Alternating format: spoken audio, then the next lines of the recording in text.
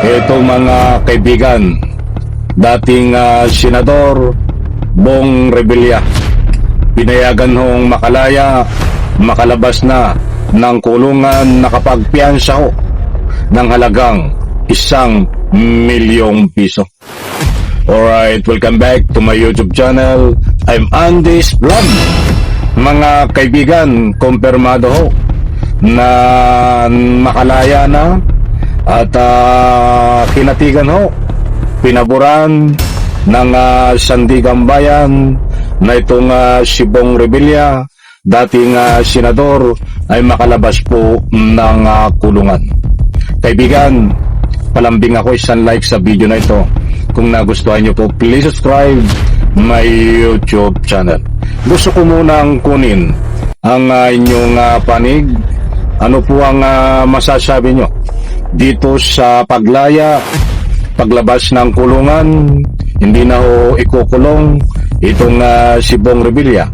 Diyan po sa comment section, inanyayan ko po kayong magbigay ng anumang public opinion. Heto, ibabahagi ko po sa inyo, mga mahal kong taga-subaybay, itong inilabas na hatol laban ho kay Bong Revilla na hindi na po ikukulong at pinayagan po na makalabas ng kulungan sa pamamagitan ho na nagbayad po siya ng 1 milyong piyansa. Nako, kanina nakita ko ay lumabas na siya ng kulungan.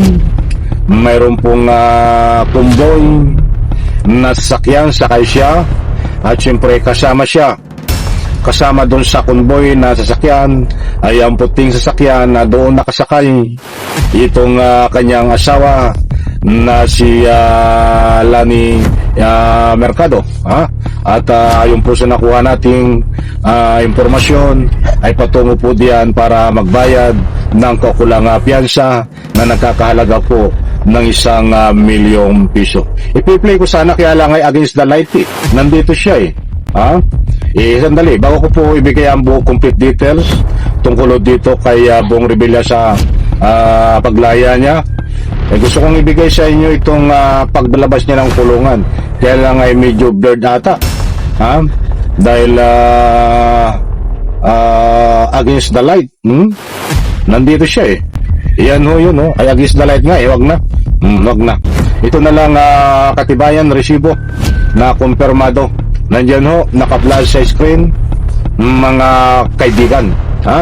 Yan po ang mukha ni Bong Revilla. At nandyan po, babasahin ko. Bong Revilla, pinayagang makapagpiyansa sa kasong malversation. Ito po, babasahin ko ang buong nilalaman buhat sa News 5. Sayang hindi ko maipakita sa inyo yung video kasi against the light. Medyo blurred, hindi nyo rin makikita. Kulay puti ang makikita nyo. Hindi bali, sa next vlog ko na lang ho doon sa aking studio. Nandito kasi ako sa car ko ngayon eh. Ito. Buhat sa News 5, mga kaibigan. Ito. Makakapagpiyansa si Revilla. Ito po ilang oras na nakakaraan. Ito. Pinagbigyan ng Sandigan Bayan 3rd Division ang bail application ni dating Senador Bong Revilla para sa kasong malversation through falsification of public document kaugnay ng umano'y Ghost Flood Control Project sa Pandi, Bulacan.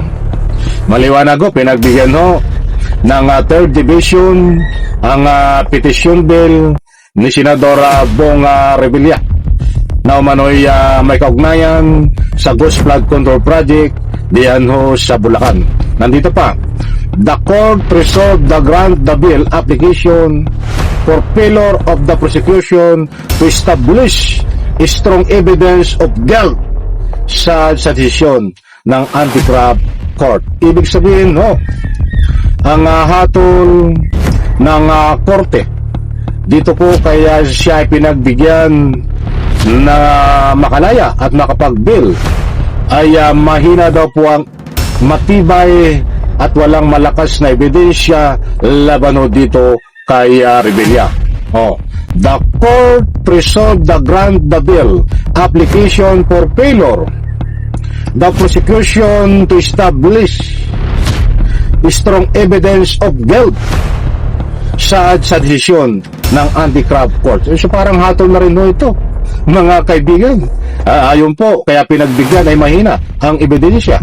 Ito pa, itinakda sa 1 milyon ang halaga ng piyansa para sa pansamantala niyang kalayaan. 1 milyon po ang piyansa, mga kaibigan. Hindi naman pinagbigyan ang bill application ng kanyang kapwa akusadong sina Bryce Hernandez, JP Mendoza, RJ Damasig, Emilita, Wat Juanito Mendoza at Cristina Pineda. So yung mga engineer po na nasabing kasangkot niya, nakakulong po diyan sa City Jail, ay hindi po pinagbigyan na makalaya. Ang pinagbigyan lang po ay itong si dating Senador Bong Revilla. Ay ito pong kaso na malversation niya, yan po ay walang piyansa. But pwede pong mag-petition po sila, maghayon po ng petition for bill. At yan po ay pinag-aaralan, mga kaibigan, ng korte. At ayon ho sa kanilang pag-aaral, ang hatol po dito kay sa petition bill ni Bong Revilla ay walang sapat at matibay, malakas na ebidensya para mapatunayan ang kaso niya na ika nga po ay malversation. Subalit ang kanyang mga kasama na mga engineer na nagturo po sa kanya ay hindi po nakapagpiyansa, at habang nililitis po ang kaso ay nandoon sila sa kulungan dahil matibay ang ebidensya. Ito ang tinuturo ho ng mga ito ang tinuturo ho ng mga engineer.